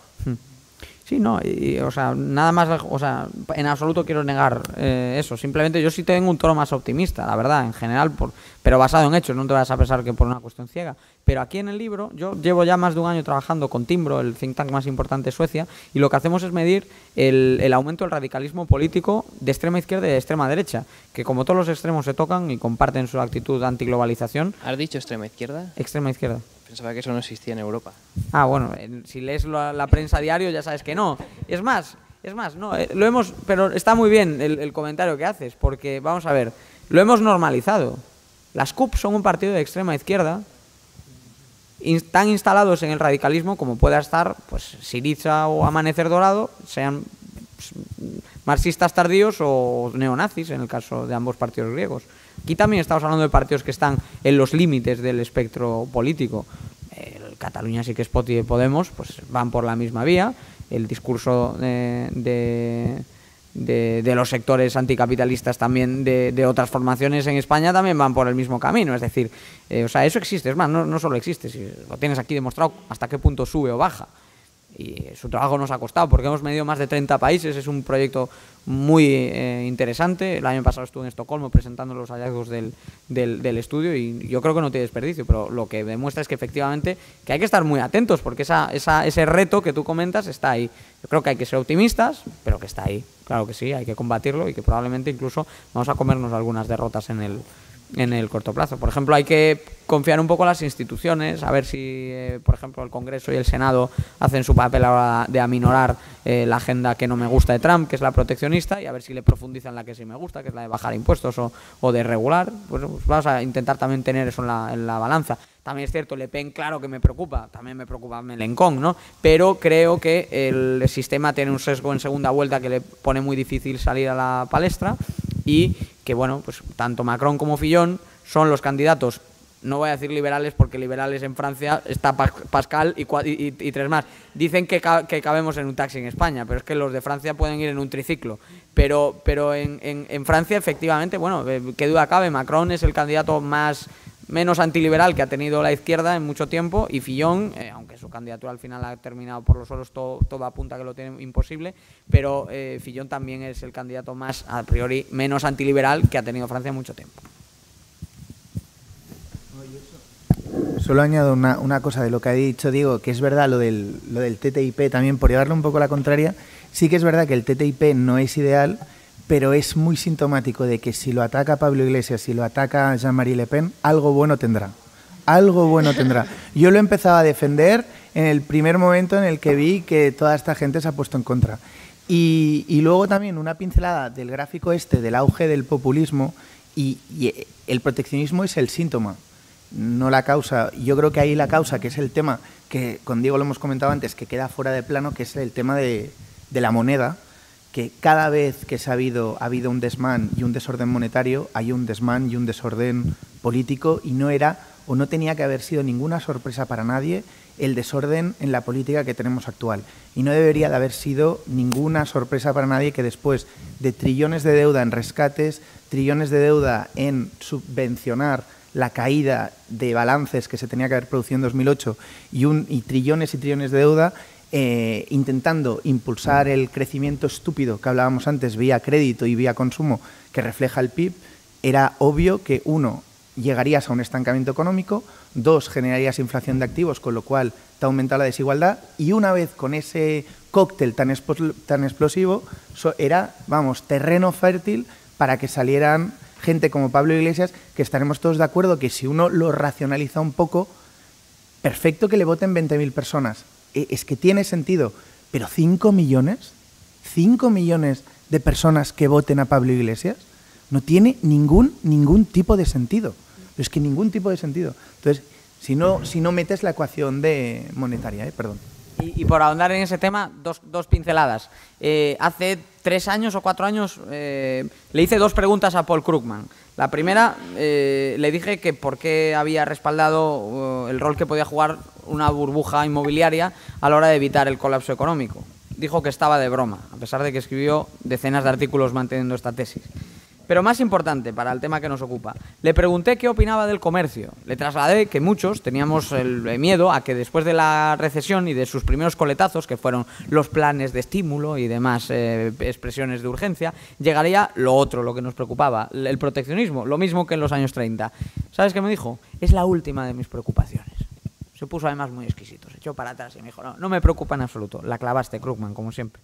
Y, por cierto, viendo todo el auge del radicalismo, viendo lo impopular que pueden resultar estas ideas, viendo cómo está el panorama político en Cataluña, en España, en Europa, en Estados Unidos, ¿de verdad hay alguien que siga diciendo que no genera ningún tipo de distorsión la burbuja monetaria en la que nos hemos metido?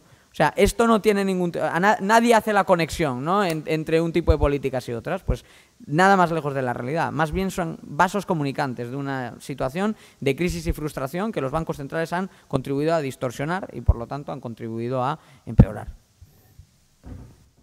Bueno, buenas tardes. Primero, lo primero, felicitar por el éxito del libro. Seguro que está interesante y luego me lo cogeré. Y por esta charla tan amena. Lo primero quería preguntar, ¿por qué crees que hay, digamos, ese rechazo, digamos, a las ideas liberales? Porque yo, por ejemplo, estudio económicas en la Pompeu Fabra y ves que la mayoría de los economistas son de Podemos. O sea, Vicens Navarro, que además me da clase de políticas públicas, es de Podemos. Tengo profesores que han sido de la CUP y que son asesores de Colau, ¿no? Entonces, se llenan el discurso, las clases no son... Hay algunos economistas que son buenos, que son, digamos, más bien neutrales, digamos, no liberales, pero bueno. Pero, por ejemplo, están siempre en mitines a la renta básica, no, las personas sin hogar, no sé qué, bla, bla. Entonces, claro, y siempre algo de la crítica al neoliberalismo, que es como si fuera el neoliberalismo salvaje, decía un profesor mío, que era como el mal de los males. Y que es, en España, sobre todo en el establishment, los partidos políticos, sobre todo, pero sobre todo está muy hondo en la sociedad, que el liberalismo no es social. Es decir, para mí no hay nada más social que la libertad.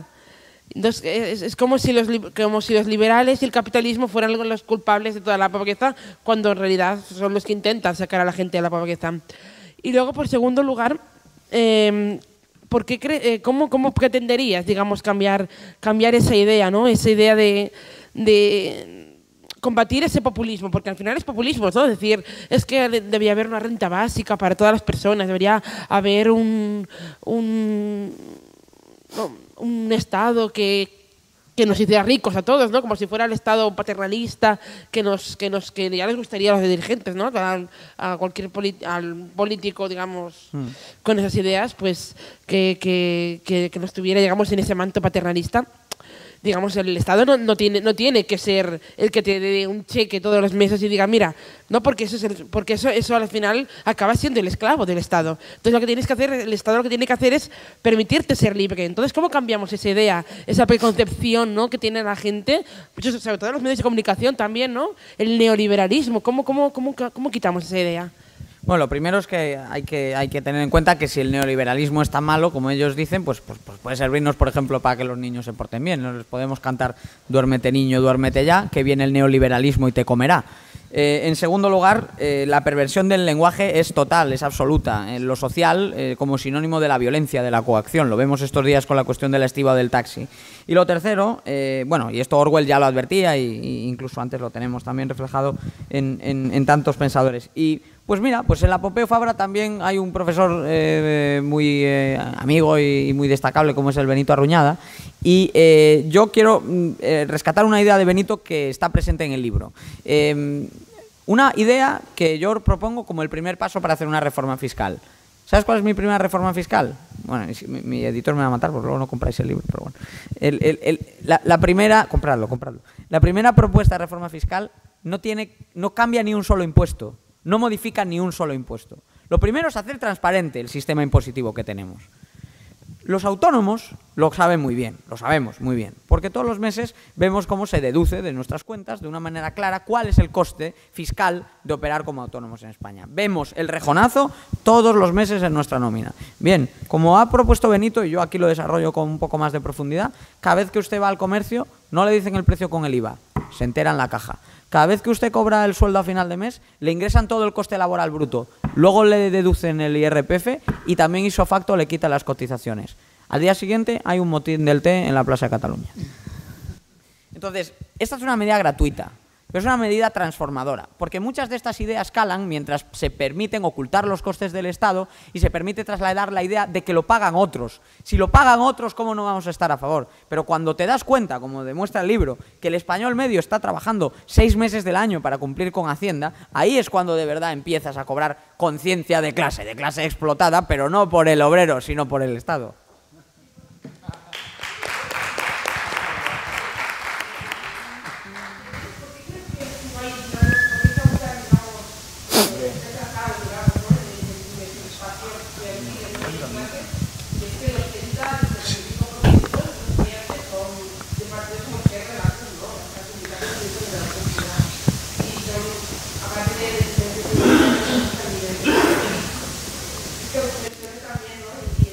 Sí.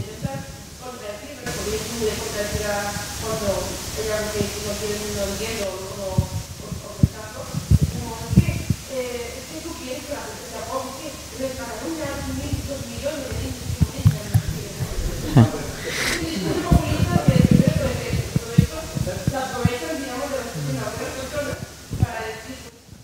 Bueno, en Madrid, por ejemplo, mi alcaldesa la alcaldesa que sufrimos, mejor dicho, nos dijo que había 500.000 de niños hambrientos en la región. Bueno, es que no hay ni 500.000 de niños en Madrid y punto. Pero aparte, luego abrió una serie de comedores sociales, la comunidad, porque por supuesto ellos denunciaron el problema, pero no tomaron ninguna medida. Oiga, si hay 500.000 de hijos, pues de niños, hambrientos, pues lo normal sería que hubiesen hecho algo, ¿no? No hicieron nada, lo hizo la comunidad y resulta que solo se cubrió la ínfima parte de las plazas de comedor que habían abierto. Por lo tanto, más manipulación. Aquí, en un capítulo que se llama Pobrismo, que es uno de los males de nuestro tiempo, explico cómo, a partir de un problema real, que es la pobreza, desde luego mucho menos grave en España que en otros países, pero que también existe y no se puede negar, pero cómo se toman los datos reales de carencia material severa, de imposibilidad de acceso a bienes básicos, irrenunciables y fundamentales, y cómo se explotan, se retuercen, se manipulan para terminar llegando a las cifras tan disparatadas con las que seguro que te han contestado alguna vez. Pero luego también yo te diré una cosa, el liberalismo nunca ha sido mayoritario. Es que en la Inglaterra de Thatcher, o sea, no te creas que iban los Tories así saludando por la calle y les iban dando un aplauso.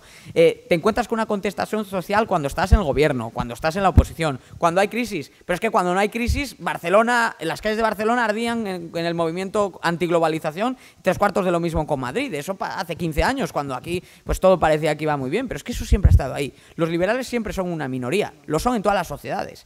Pero otra cosa es que esa minoría no tenga la palanca para generar el caldo de cultivo que hace que cuando las ideas ya no se pueden estirar más tiempo, cuando el chicle ya no da más de sí, pues termines aprobando, pues Zapatero, por ejemplo, acabe aprobando una reforma de la Constitución, que está ahí para quedarse porque nunca se va a tumbar, porque al fin y al cabo es mera aritmética política, y aunque solo sea por el poder de veto que tiene el Senado y por quien tiene mayoría en el Senado, que en este caso es el PP, esa reforma constitucional ya no se quita. Esa reforma constitucional la aprueba el PSOE, pero les mete el principio de regla de gasto a los ayuntamientos del cambio, a los gobiernos del cambio y a todos estos que lo que quieren hacer es dilapidar nuestro dinero sin ningún tipo de límite. Es decir, si Montoro ya lo dilapida sin límite, imagínate lo que harían estos sin la regla de gasto.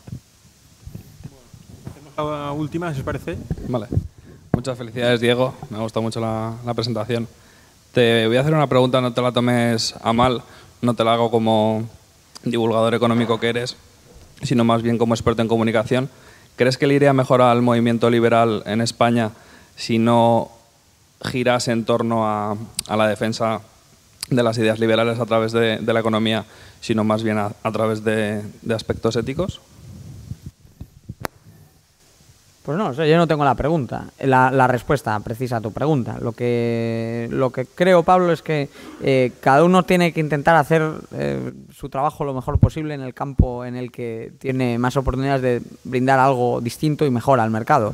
Y yo estoy especializado en el análisis económico. Si intentase hacer el argumento contrario y centrase el libro en otro tipo de argumentos, me quedaría más corto porque creo que no es el campo en el que yo más puedo aportar. Entonces, también te diré una cosa, también hay muchos compañeros que tiran...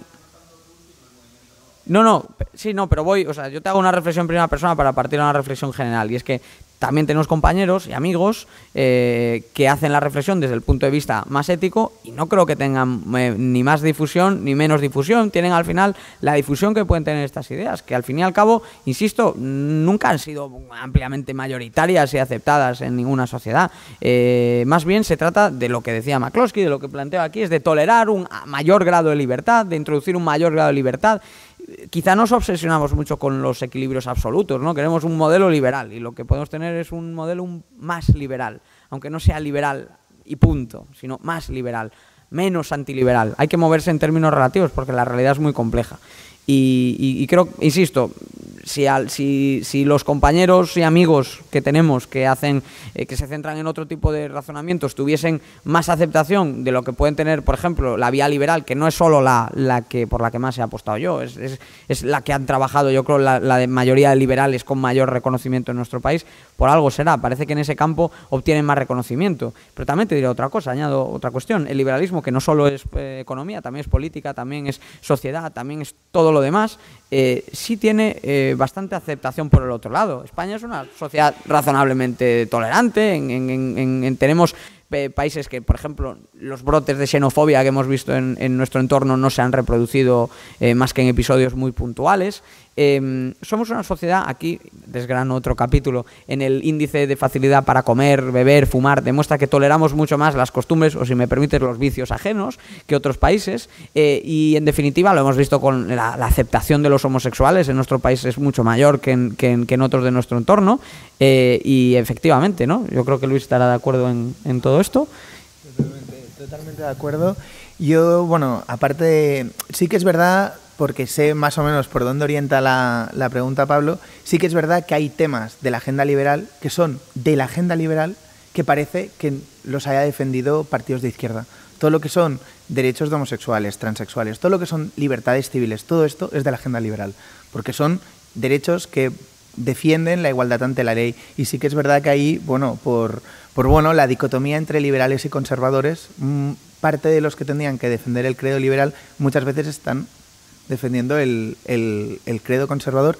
Yo solo para cerrar, porque nos han pedido que fuéramos concluyendo y por dejarlo con una nota positiva, sí que es verdad que somos pocos, pero yo he aprendido en casa, en una de estas herencias que se decía antes de la educación informal, que también somos la sal de la tierra y al final con 4 granitos de sal le das sabor a toda una paella.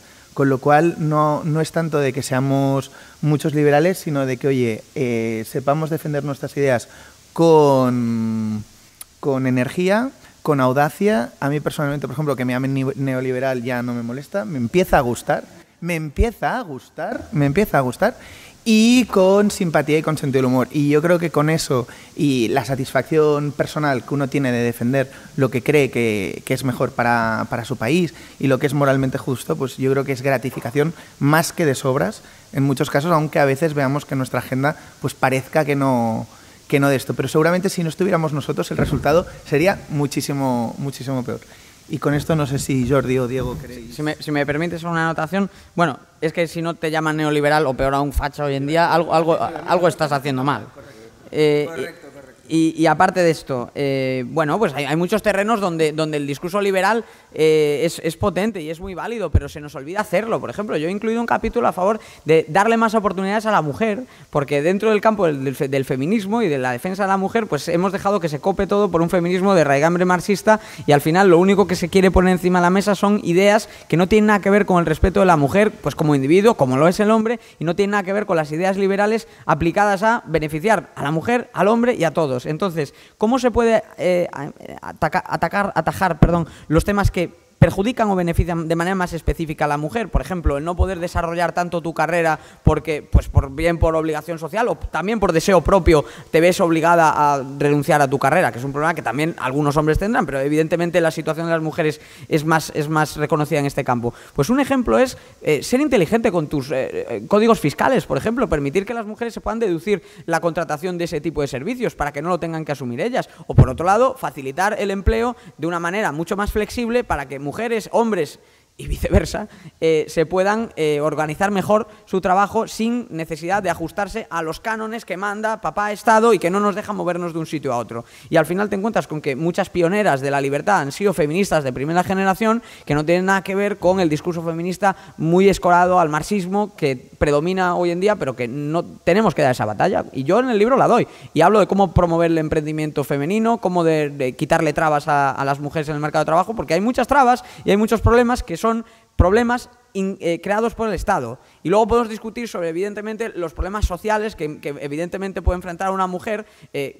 Por suerte se ha avanzado mucho, por desgracia sigue habiendo lacras como el maltrato, evidentemente, discriminación, etcétera. Pero hay muchas cosas que se pueden cambiar hoy y que tienen que ver con la acción del Estado, que tienen que ver con la acción del intervencionismo. Y eso a muchos liberales se les olvida. Descartan el tema por completo, por venir a menudo desde postulados intervencionistas. Y yo, ese es el tipo de cosas que quiero incluir en el libro. Como también lo de comer, beber y fumar, porque a este paso va a venir papá Estado de la mano, nos va a acurrucar por la noche cuando nos vamos a la cama y nos va a levantar al día siguiente, nos va a lavar la carita y nos va a llevar de la manita en todo lo que hagamos. Como les dejamos meterse en todo, pues al final regulan todo. Y un gobierno, un Estado tan grande para darte todo lo que tú quieras, también es tan grande para quitártelo todo.